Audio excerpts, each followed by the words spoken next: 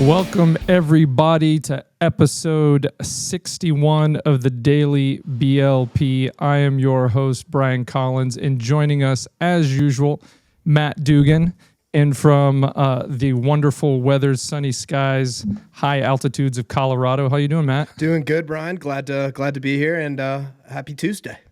Happy Tuesday. Is that what today is? That's amazing. End of the day on Tuesday already. Got a good little show in store for you guys. How was your day today, Matt? What's going on in your world of moving and shaking in business? Yeah, it was good.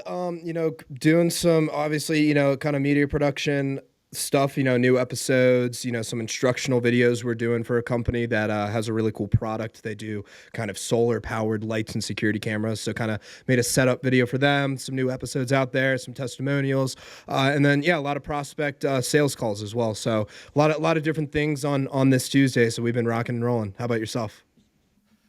Busy day between doing a government services contracting seminar all day today and some more tomorrow. And then at the same time, working some leads, trying to get a deal closed here, a fast turnaround one. We've only been in contact with them now for 2 days.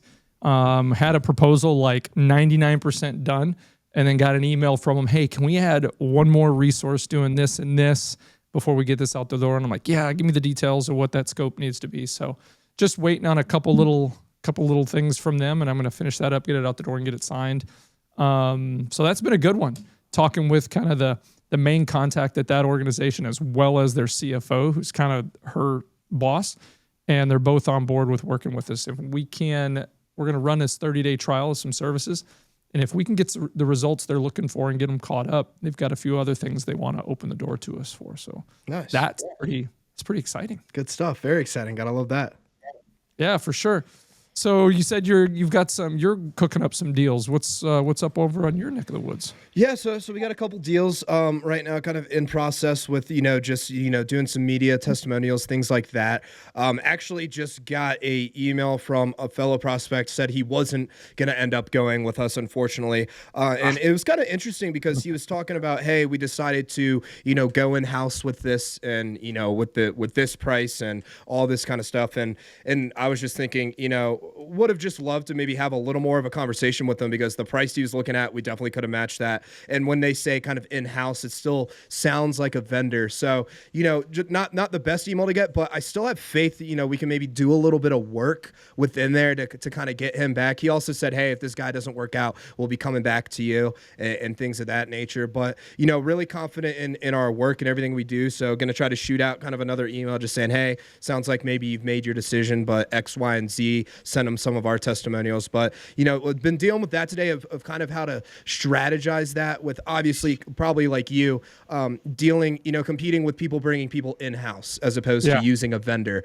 And so I thought that was just one thing that'd kind of be interesting to discuss is, how to mitigate that, what you can kind of do to compete with in-house, because for a lot of things, it is more beneficial in-house rather than a vendor. But, things like media, I think it's good to have vendors, but that was just kind of one thing that's been on our plate today. Yeah, I mean, think about it with us. It's kind of been like that with us. It's like when we got started with the show, it was just you guys doing awesome, of course. But, with us building our internal marketing team, I wanted to do more on a daily basis as opposed to just a weekly basis.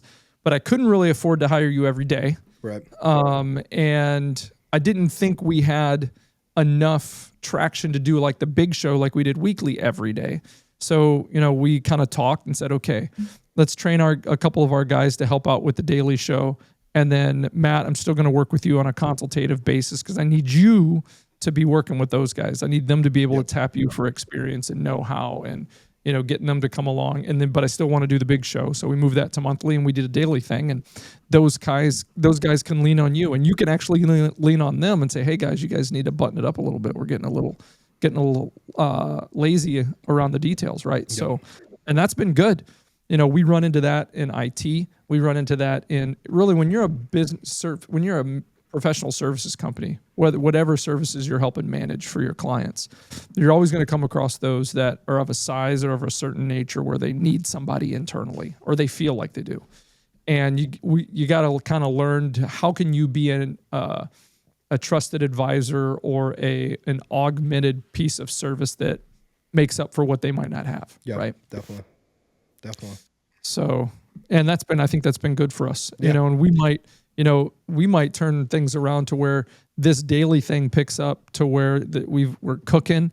The guys have their role and they're doing really good, and we take care of my stuff on this side really easily. And then we go back to a weekly show, you know what I mean? Because everything else is working itself off. Yep. So yeah. Oh, another good news kind of talking about that is I heard back from the person here locally I'm working with for this youth apprenticeship program. Nice. So she said she found a student that's interested in being part of podcast production. Oh, nice. Locally. Love that. So that could be a huge win, bringing somebody in to be able to manage a lot of these things you see me scrambling to do every day. You know what I mean? To have things ready for the show. So yep.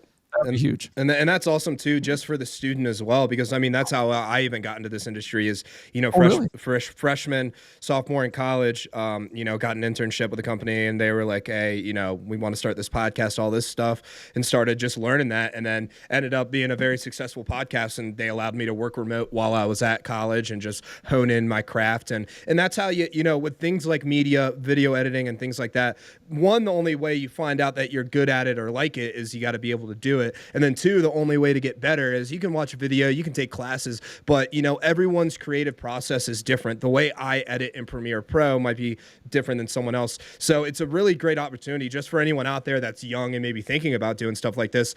Find something that you can just throw yourself into, and that's how you either find out you like it or you don't, you're good at it or you're not. And that's how I got into it, was an internship back in college, and I was like, whoa, this is really cool stuff, and I kind of have a knack for it, and the rest is history. I mean, that's awesome. That's exactly what I'm looking to do here. Yep. Like, I'll be honest, a little bit of it is like, it's hard to find a kind of fully experience in the market we live in. It's not a huge market. We're not a high population area, not a whole lot of people with that experience. And if there was, it would probably be out of my price range right now. Right. You know what I mean? As an organization. Because we've got other priorities. We got to pay people a lot to bring them in to do things that, actual services that we're providing. But to be able to find someone who really has an interest in doing this and kind of a young age passion, and has got a kind of energy that I want to have, but I don't have personally, or a timing perspective, be able to bring in, because they're going to get paid. And this person's going to be high school, either junior or senior, in high school. So they're right on the edge of trying to figure out what they're trying to do next. Yep. Like that space you were in when you were in college, right? So if I can bring someone in here, pay them to learn production, or bring a special energy to the show, do things that we can't do because it's just me in the room right now, help out with organizing guests and communicating with them, but also, with lighting and camera and content, and then be able to launch, have them for a full year. It's a 12-month program. Have them for a full year. And then maybe next year as a senior, if they get a junior, they can do it again, or they're off doing something, another gig with us or somebody else. We bring somebody new in, but kind of launching new people into this industry. I think it's going to be fun to be a part of that if we can make it work. 100%. 100%. Cool. All right, man. Well, this has been a heck of a day. Yeah. Heck of a day. We can almost finish the show on that and just cut it short, because that's cool stuff. Couple things there's a couple stories today I want to cover. Happening in the world of business today. One of which is found out Microsoft has decided to call its people back in at least 3 days a week from working remotely. Now, I don't know if that's all of its people, a certain department, or what that looks like, but I don't know. I don't know what the if there's been any backlash. I haven't read an article. I just saw a headline. I thought this would be something fun to talk about, because we've kind of covered some of this remote work stuff recently. I watched a video. I don't remember what it was, a couple weeks ago, and I think it was somebody reacting to a video that was posted about kind of the day in the life of a Microsoft worker. Okay. And it was a lady, and she gets up, leaves the house, gets to work at like 9 a.m. and then kind of puts her stuff by her desk. And I'm not going to be extremely detailed in my recollection of this. I only watched it once, but it was laughable. Yeah. Because puts her stuff at her desk, goes off, gets a coffee, and the timer is like 9:15. It's going throughout the day. It's probably 10:30 or 11 before she even sits down to do any work. And then there's like 40 minutes of work done, maybe more, maybe a little less. And then it's lunchtime. And then after lunch, it's like siesta time. I'm kind of exaggerating a bit, but if I could find this video, I'd share it with you, because you watch it, it's like maybe tops out of being at the kind of the campus for Microsoft all day, maybe 3 hours of work actually got done. Yeah, that's pretty crazy. You know what I mean? So kudos to that person for finding a job that's that easy. Yeah, right. If they're going to pay you for, 10 out, I think she might have been at the office maybe 9 or 10 hours after it's all said and done, but you're only doing 2-3 hours of work. Yep. But they definitely have built it in a way there, if that's the norm, to make it to where people, I guess, enjoy being there as opposed to being anywhere else. There's no reason to leave the campus. Yep. Exactly. But I've never really worked at a big organization like that. I've been kind of small business. I take that back. When I got out of college, worked at the college I worked for, I wouldn't consider that's a big organization, a small school. Then I worked for the Boy Scouts of America for about 5 years. That's a huge organization. But locally, it's relatively small. There's maybe 30 people or so that work at a council. But we did an all hands conference in Tennessee, and it was like 5,000 people all in one place for a couple days. So that's when you could really see how big things were and how many people worked in the organization. But nice. What about you? Because when you did an internship, or you did some things at a big organization, right? My internship was at a smaller media production company back in my hometown. But my first job I had 2 jobs out of college. The first one was with a pretty large organization. I was a marketing analyst there. And that was pretty interesting. They had a big campus and all that kind of stuff, but that was actually during COVID. So I never got to experience the campus or anything like that. It was a company called Red Ventures. They own companies like Bankrate, Nerd Wallet, all that kind of stuff. And so I was on the Bankrate.com team doing an analyst on that, and that was a pretty crazy role. Didn't absolutely love it. It was a lot of data analyzation. That's just I'm a people person. I more sales oriented kind of role is my forte. But really great company, really great culture, really cool. Have nothing but great things to say about them. But after that, I worked for a smaller organization, kind of in a sales role. But my first job out of college, I was at a pretty large organization. That's so. Were you going to? Were you going to the office at that time? No, I wasn't. With the second organization I worked for, I was, yes. The first one, no, because of their campus was ginormous, and it was peak COVID, and they just said, hey, everyone work remote. Everybody go home. Yeah. Yeah, it's interesting because at this point in time, everybody's kind of built their life around the doing work at home, or mostly at home, right? At least I'm guessing not everybody. A lot of people have gone back. And so one side of me says, cry me a river, get your butt back to work and get going. The other part of me says, dang, I understand you've probably built your life around doing your profession at an office and home. So maybe you've decided, I know people that moved further away from where they worked because it allowed them to buy a house or live in a place that they wanted to live, right? But they didn't want to do that while they had to go into the office because the commute was too big. Mm-hmm. Now they might be an hour or so away and they don't want to, it's hard for them to do that, right? So I can understand and I can empathize with folks that like built their life around that because they thought that, and I know too of a couple people that kind of like got new employee contracts around that. Like they readjusted their thing. Maybe their pay changed a little bit and their compensation structure changed because now they don't go into the office and they don't have to pay for gas and all the things they used to have to do. Right. So maybe their compensation went down a little bit, but the benefit was, hey, I don't even have to go to work. I don't have to go in the office anymore. But that might get restructured. And if you live further away from home, one of my best friends, he lost his job because of that. Like he rebuilt his life because he was working from home because of the whole COVID thing. And then a few years later, they wanted to adjust him to bring him back in. He's like, no, I don't want to do that anymore. He had moved further away and they said, all right, I'm just gonna let you go. Yeah. Which not fun. So definitely. Anyway, another big story that I wanted to cover is, I don't know if I want to hit this one second. I think I'm going to leave the best one for last. I think it's been going on for a couple weeks now, the Cracker Barrel story, right? So, big restaurant chain. Have you ever been to a Cracker Barrel? Oh yeah. Love Cracker Barrel. Yeah.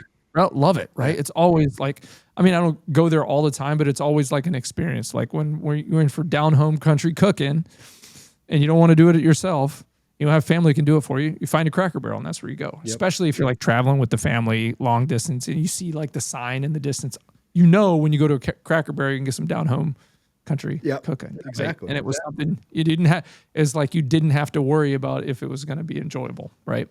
And some of it was the food, some of it was just the experience. You walk into, it's like walking into a farm restaurant, you know, with all the stuff, and kids are playing the little table games and stuff. And there's a little store where they try to sell you a bunch of stuff. Well, they were going to change that, right? And I'd never been into a remodel ones, but apparently in some markets they had remodeled them, and they were very static, industrial, you know, plain looking. Maybe like going into a Perkins or something. Kind of like a that. minimalist, like how a lot of the McDonald's and Wendy's are going towards. Yeah. Like hyper industrial minimalist. Yeah, absolutely. Very kind of washed, clean. You know, it's like, and it's probably what it looked like was a complete 180 from what they were. Mm-hmm. Right. And I mean, I'm in marketing. I'm not an expert. I'm by no means have the qualifications to run their company and their marketing. But even I, Matthew, would know better if my entire brand was built off of what it was currently, you know, at that time. But when they decided let's switch it with no feedback, you're a multi-billion-dollar company probably. I mean, I think I can't remember the number of 70,000 employees nationwide or something. We're just going to change for no good reason. And the backlash was crazy. Yep. Yeah, it was. Mainly that and taking the old man off the logo. Yep, it was that. So yeah, no, I saw that. Yeah, pretty crazy. It's like kind of, you know, if don't try to fix it if it ain't broke kind of deal. It's like, you know, they seem to be working well. And one thing too is I saw Starbucks has started to come back to their old vibe as well, where the couches in there and kind of the dim lighting and the cool old Starbucks vibe. I've seen a couple videos online of them coming back because that's what people. Yeah, I would like that because people are done with the minimalist. I think. I mean, you go into the Wendy's, you go into the McDonald's. Yeah, they look good. It's clean, but it's like when you go to a place. You know, when you go to McDonald's, you want to see the Ronald McDonald and the play place, and you want to see all that stuff. It's like it's going too much in a direction where it's boring almost, I think. Yeah, there's no theme to it. Like my favorite McDonald's, getting off the Cracker Barrel thing, my favorite McDonald's, and they used to have one here in Sheboygan. I don't know if it's like that anymore because I don't go to McDonald's all that often, but when I loved going to the one here on the south side of town because it was like 50s retro. Yeah. Like outside had the big arches on the outside, and the inside was all like, there was a big thing of Elvis. And they had like records on the wall. You go in there and you go in there with your kids, or even, even before I had kids, it's like, this place is cool. You know, it's playing the 50s music and stuff. It's like it feels cool to be here right now. Yeah. You know? Yep. So, and I guess there's one McDonald's in Arizona that they've allowed to be, it's a blue McDonald's, like with the blue, because every McDonald's has the yellow arc and everything, and that's on brand. But I guess in Arizona, there's some sort of rule where you can't have something weird where it's like it has to be blue, and it was pretty like a municipality rule where the colors have to be a certain way. Yep. So it's pretty cool. It's like a teal blue McDonald's, actually pretty cool looking. Nice. But you like you see McDonald's now, like, and you'll go buy them and they look like a gray and brown. Yep. Box. Yep. You know, it's like what's exciting about that? Yeah. Yep. Exactly. Yeah. And yeah, like when I was a kid, it was if you said, "Hey, we're getting McDonald's today," it's like that's it. Yep. There's nothing else in the world you could have told me when I was a kid besides that would have made me want to get something besides McDonald's. Yep. Get a Happy Meal. 100%. Right. So anyway, thought that was an interesting story that due to kind of pressure from their the people that, they serve, their customers, like, hey, don't change the logo. We like the old guy. It's cool. Nothing wrong with it. And don't change the actual experience. That's why we go. Yeah, exactly. That's what gets people to go there. You look like a plain old restaurant. People aren't going to, the people you've got aren't going to come. That's what they showed them. I heard a stat, something like 100 million in a week they lost. Just from people saying, nope, we're done. Yep. See how you like it. 100%. In a week. Yeah. If they would have stayed on that track, I can't imagine what that would turn into. I mean, the people who don't go to Cracker Barrel, of which there are a lot, because people have their tastes, changing it to what they were changing it to wasn't going to get those people to come. Right? I mean, they're not coming to Cracker Barrel because the logo got plain and the store got plain, but you're definitely going to lose the people who love the experience. 100%. So, 100%. All right, moving on. Third story of the day, the Powerball has been won. Yep. Powerball has been won apparently by two folks, Texas and St. Louis. It's kind of cool. I didn't buy tickets for myself personally, but Manny, my business partner Manny, the other day, I had to go to the gas station or something. He's like, pick me up some Powerball tickets. I'm like, all right, how many you want? Give me 10 of them. So I got him 10 Powerball tickets. And I'm like, give me my $20. So he gave me $20. I go, you win, you're still giving me a piece of this. Yeah. But I mean, I've bought scratch and sniffs and I get them from my mother-in-law for birthday presents and stuff. I'm not a lottery guy. My opinion of lottery is it's just a tax for people who are bad at math. Yeah. But these dudes or whoever, these two people who won, their life's going to change. Did you hear anything about who they actually were? Because I haven't heard. I heard the Texas one. I heard might have been a fraternity pledge. I heard at the University of Texas, they made all of the pledges by a Powerball ticket, and apparently one of the pledges won. Now there is speculation as to the truth to this story from what I've seen on social media, but from the screenshots and there's a picture of the ticket, it looks like that might be some truth to it for the Texas winner. Yeah, I watched a quick article, a quick report. It was from some news station. I think it was out of St. Louis because they were telling that story a little bit from the place it came from. And they're like, they talked to this financial guy. He said, here's what you do. You go get an accountant, get a kind of wealth advisor, get a tax person, get a lawyer. Yep. Get them all in the same room before you go accept any money or anything. Yep. Sign your ticket, let them know it's yours. But before you go and accept anything, sit these people down in a room and figure it out. Yeah. I thought that was pretty good advice. Smart. Because they say, what is it? The fees are going to be very cheap. They're all going to be like, hey, you can afford to pay me whatever I want. So. And what do they say? Big lottery winners, it's like a good portion of them go broke within 2 years or something like that. Oh, it's in the 90 percentile. Yeah. For sure. Yep. Yeah. Because like with anybody who comes into money quick, you don't have the skills to survive that. Like you see it all the time in sports is, people who get into a big sum of money when it's not, and I want to hesitate to say they haven't earned it. Like when you win a lottery, you didn't earn that money. It's literal luck. Yeah. You went out and bought it and you won, right? In sports, you've earned it, I would say to the most degree because you've been working a long time to get to a point to justify getting paid that much. But from a standpoint of financial stewardship, you haven't earned it yet. Because most people that come into a bunch of money, and most people don't know this too, but most like people who are big CEOs or, tops of companies that they've built, like let's say 5 years from now, Matt, your company just blows up and you're on top of this awesome medium company, right? Like you're going to have paid your dues kind of going up through that and been through times of extreme lacking of funds and some big windfalls, and then those go away, and then they come some more, and then they go away because there's this peaks and valleys to it, right? And eventually, you maybe you make it, maybe you don't. Most of the time, they say in wealth, rarely do you get to a point and stay there. It's a lot of get to a point and come down, and get to a point and come down, unless you do a really good job of managing that to where you stay steady in the ups and downs. But yeah you're right. Most of them are going to lose it within a couple of years. Yep, 100%. And be in worse shape than they were before they won it. Yeah. Because they put themselves in positions they can't sustain. Oh, yeah, 100%. So, yeah, still fun. Still pretty cool. I can't imagine. I pledged a fraternity when I was in college, and I'm not much better now, but I was a big dummy. And if I would have, oh, man, gosh, it would have been bad. Yep, agreed. It would have been real bad. Yeah. Would have had some fun. Probably would not have survived. Physically, I probably would have died. Yep, I'm there with honestly. There probably would have been people right there with me. Yep. Anyway, cool.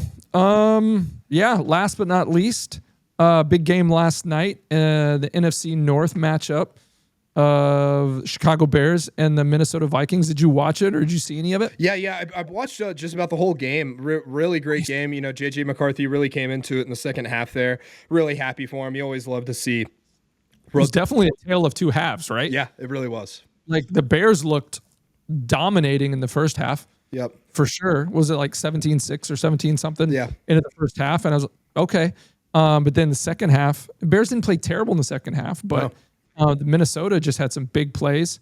Boy, that pick six in the first half was awesome. Yeah, Yeah, that was pretty crazy. Yeah, and I remember I was joking with my buddies when we went into the half. I was like, "So we can all say JJ McCarthy's a bust now, right?" Blah blah. Like just making a joke, obviously. He had a big rushing touchdown second half. That was pretty sweet. And then he just came into it. I mean, he was throwing, and I mean, the argument with him was people were saying, "Oh, he just runs the ball," but no, he was throwing some missiles out.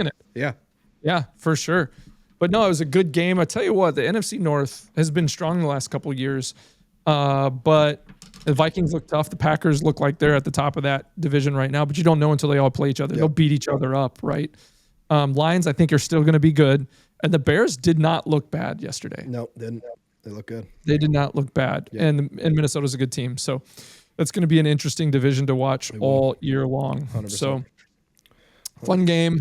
Good show. Yeah. That's all I got. Matt, you got anything else before we sign off for the day? No, that's just about it. Yeah, I think we covered a lot of good things. It's good to be back into the groove of football, and seems like we're both rocking and rolling on the business end. So only thing I'll say is keep tuning in every day and have a great job selling out there, everyone.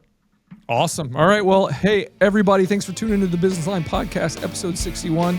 Brian and Matt signing out today. Talk to you guys tomorrow. See you guys. Take care.